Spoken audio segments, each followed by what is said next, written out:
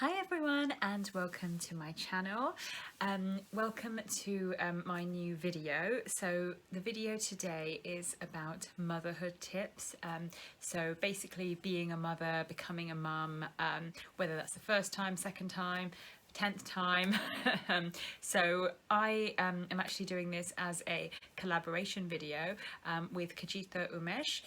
So she has a channel called Kaj Blogs, which you should totally go and check out right after this.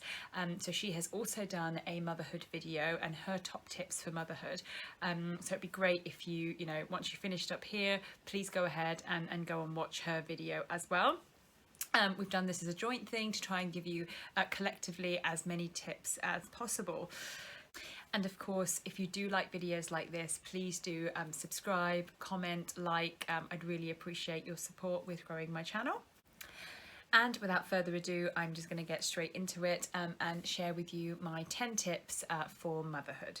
So my first tip is to get fresh air. I know that's more difficult at the moment with the weather being so cold, with there being rain, that kind of thing. But just honestly, I can't tell you enough, like even if you can get out for 20 minutes, half an hour, get out, go for a walk, go to the park, whatever it is, whether you've got a small baby or if you've got a toddler like myself, I've got a toddler and a baby, we get to the park every single day if we can, and it helps everyone. My kids are happiest when they're outside, I've said it before.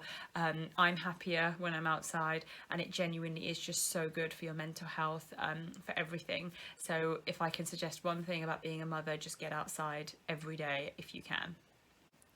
Tip number 2 is don't stop being you. So obviously we are now mums and our whole world revolves around our kid, everything just does revolve around them. But make time to still be you, I guess. And now that's easier said than done. So when they're freshly born, when you've got a newborn, you are very much covered in sick and, changing nappies all day, and you are a milk machine. And that's kind of, your definition of life and what you are as a person. But when that stage is past and when you have that little bit more freedom, do what makes you happy as well. We are now women who, we haven't just dreamed our whole lives of becoming mothers. As much as a lot of us want to be mothers, we also want to be us, and we want to do what we've always wanted to do. We've got careers, we've got hobbies, we've got interests. So just keep an element of that, because it will keep you sane, but I also promise it makes you a better mother. If you're spending 24/7 with the kids and you have nothing for yourself and everything is just for them, you start to become, a little bit resentful. You might start to become, tired, exhausted of it. But actually just having that break to do something that makes you happy, that gives you energy, you're then able to give that energy back to the kids. So it's just better for everyone all round. So don't just define yourself as a mum, define yourself as you, and make sure that you make time to do the things that make you you. My third tip kind of goes in line with one of Kajitha's tips. So one of her tips is to ask for help. Now my tip is actually to allow yourself to be helped. Now what I mean by that is, as a mother, and when your maternal instinct kicks in, you just want to make sure your child is happy. You just want to make sure they're not crying, they're not upset, that everything is done perfectly, and you have spent day in, day out with this child from birth, and it is very, very hard when you are watching someone else do something with your child, not to step in and go, that's kind of wrong, or let me just do it, or he's crying, he's still crying, and I'll just take him. Stop. I promise you, it is worth it. It is so worth it. So one of the things that we did with Amia was, right from the start, we made sure, me and my husband, and it doesn't have to be your husband, it can be your partner, it can be your mother-in-law, whoever is helping you, whatever support system you have. Just basically, we had this conversation and we said, I am going to make sure that I let you help. You've got your way of doing things, I've got my way of doing things. We're both going to get to know this baby together. We're both going to get to know this child together. And, it's part and part. It's kind of like a 50-50 thing. 50% is your partner going, let me do that, I'm going to do that. But the other half is you saying, yes, I want you to do that, and I'm not going to criticize the way you're doing it. I am not going to take the baby off you, even if they're still crying. I'm going to let you work this out, and I'm going to let you, you know, succeed at it and get good at it. So then actually we're both good at changing their nappy, at feeding them, if, you know, if you're not breastfeeding, obviously. You know, we're both good at soothing them. You know, when the baby needs to go to sleep, either one of us can do it. It is going to make your life so much easier in the long run, like so much easier. And if you have one child, I can guarantee you when you've got your second, it's going to be so much easier, because now Liam can just do everything with my toddler. You know, he puts her to sleep, he baths her, he does, you know, everything that needs to be done, and I basically deal with Leo. You know, and that's kind of where we're at. But yeah, I can't recommend that enough. Please do allow to be helped. So my fourth tip is one that I have also mentioned before in one of my other videos, but it is sleep. Sleep is so important. And I know as mothers, it is not only the thing that evades us the most, but it's also the thing that is hardest to do. It's like bottom of the priority list. Make it top. That's all I can say. Make sleep your priority above everything else, above chores, above all the rest of it. Obviously not above your kids' needs. I appreciate that. But the minute you have like 20 minutes, half an hour, you know, oh my gosh, just go to sleep, okay? I can't tell you that enough. Make that your priority. Do that first, and I promise you, every time you have a pocket of time after that, you will be far more productive with it. You'll be able to do whatever chores you want to do, and you'll then have the energy as well as the time to do the other things. But please sleep. It'll make you a better person. It will make you better with the kids. Again, I'm trying to put the kids in the center of this all, and it's so true. You know, if I haven't slept, I am a terrible mother. I just am. I'm so much better when I've actually been able to sleep or catch up on sleep. Okay, so my next tip is stop trying to be perfect. Okay, so I'm sure you watch other mum blogs, you probably follow mums on Instagram, on Facebook, etc. You know, stop trying to be perfect, because no one is perfect. No one has got this together all the time, okay? All your kids need are to be loved. That is it. They don't need anything else. They do not need to be fed healthy vegetables 3 times a day. They do not need, you know, militantly, no, absolutely no screen time. You know, there are rules out there, and, you know, there are things that we should be trying to do on a general basis. But you know what? It's okay to have, you know, sausages and chips for lunch one day. Veggie sausages, obviously. You know, it's okay to have a cookie now and again. You know, it's okay when, you know, you're in lockdown and you're trying to work and your kid's there, to have screen time. Do you know what? You're their mum, you know them best. Like, just do what feels right for you and stop trying to be this image of perfect, okay? Because let's be honest, our parents were not like that. Our parents didn't have all of this stuff to compare to. Most of the time, our parents were just like fumbling about, like, okay, let's just keep them alive. And you know what? That's pretty much it. Like, I feel like if my kids are happy and they're healthy and they're being kind, then I've done my job. And that's it. Like, just stop trying to be perfect, because you won't. You'll just fail and you'll feel rubbish about it. So my next tip is to celebrate the wins. Okay, so it's very much ups and downs when you're a mother, and it's so important to really celebrate those wins, okay? And they can be little wins, you know, like, oh my goodness, you know what? We made it through to 10 o'clock and no one's cried. That's a great win. Or they can be a bit bigger, you know, hey, they said their first word, or oh my goodness, you know, they've just used the potty for the first time. But you know, when those things happen, and whether they're the small ones or the big ones, you know, really celebrate them, really revel in them, think about them, be grateful for them, and just focus on those positives, because that's what's going to take you through the not so positives, like the tantrums, like the, oh my goodness, they've made it into the cupboard and eaten 10 biscuits and now I don't know what to do because they're just going to be on a sugar high. Or I don't know, okay, you know, that's bedtime out the window because she napped at 5 p.m. The wins and the positives are what is going to take you or get you through those not so fun moments. So really celebrate those positives.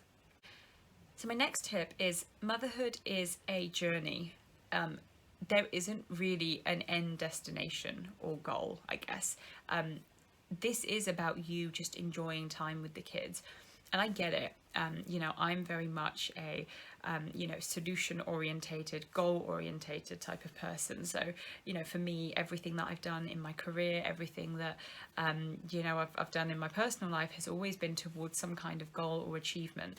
So it feels weird just to kind of sit back and try to enjoy it. Like, I kind of find myself sometimes thinking, oh, you know, we should work our way towards this or work our way towards that. But actually, do you know what, forget that. Like, just try and enjoy it. And if you do need you know, an element of kind of, you know, goals and, you know, things to work towards, just make them part of your day. Like, you know, work towards getting them ready and getting them out of the house, or, you know, work towards, oh, we're going to have a healthy dinner, you know, this evening, or things like that. But just try to remember that the actual point of motherhood is actually this journey that you're going on with your kids. You know, them enjoying and appreciating the wonder in things and learning about the world. So almost just try to enjoy it as a journey is what I'm trying to say. So my next point is kind of a bit of a carry on from the previous one. So, you know, where I talked about it being a journey and, you know, maybe you do need to make goals. One of the things that does help, especially kind of maybe type A mums, I guess, like, you know, people who have always, you know, been I guess trying to, you know, make the most of every second in their day and making sure that they're productive, that kind of thing.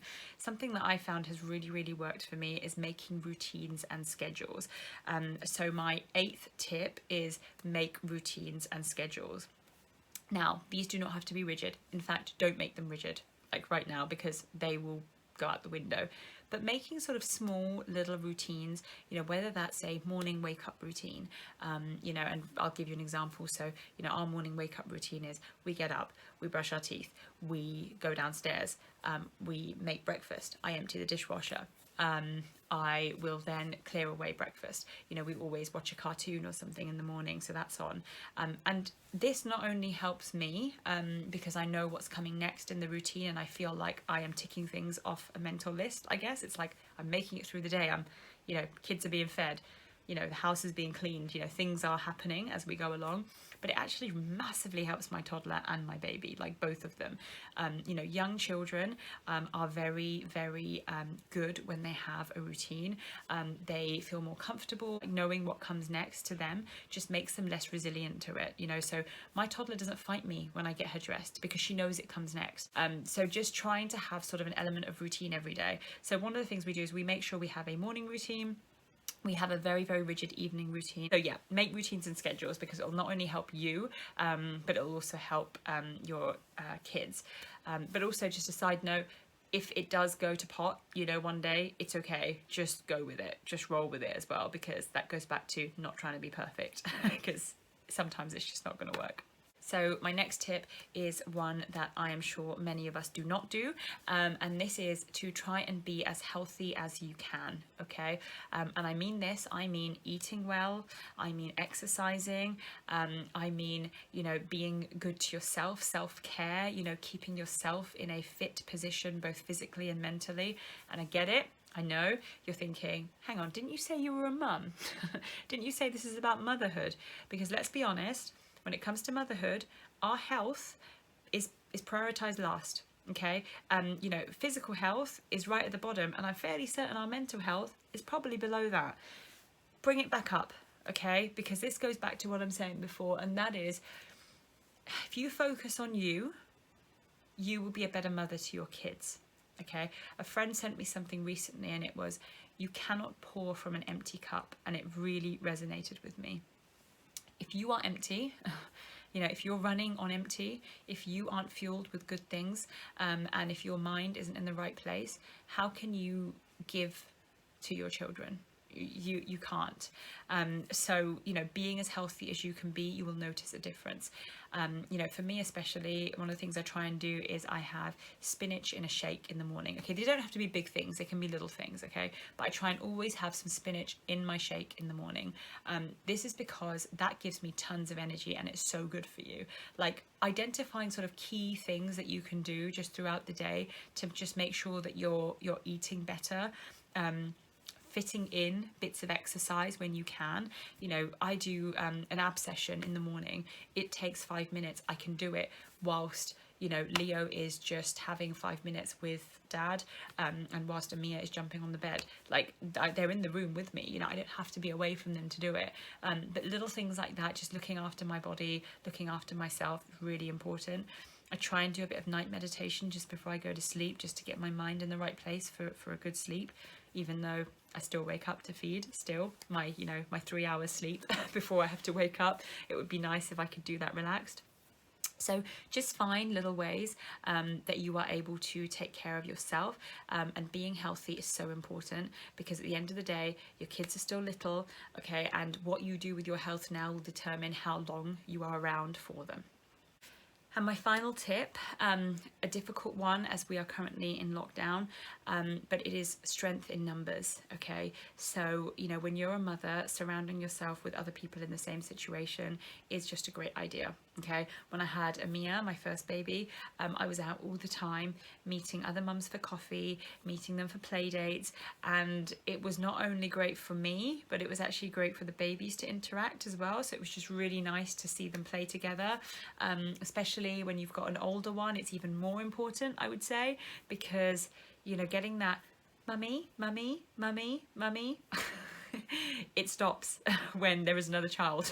The minute there is another mum with a toddler, it just seems to stop, and it's just amazing because you can actually have a conversation with another adult and you're not interrupted constantly or pulled aside. It's amazing. So, you know, absolutely, when you are allowed to again, you know, go out and meet people, but also, you know, in the meantime, message other mums, you know, like message them, talk, you know, speak to them if you can over the phone, Zoom, whatever, you know, share your worries, share your concerns, because I'm telling you now, everyone goes through everything. You know, talk to other people about it who are in the same boat as you, and do that. You know, especially in lockdown where it's hard to just reach out just for a chat. Reach out for a chat, okay? Any other mum will be like, yes, thank you for reaching out, because I'd love to speak to you as well about this. Okay, so those were my 10 tips for motherhood.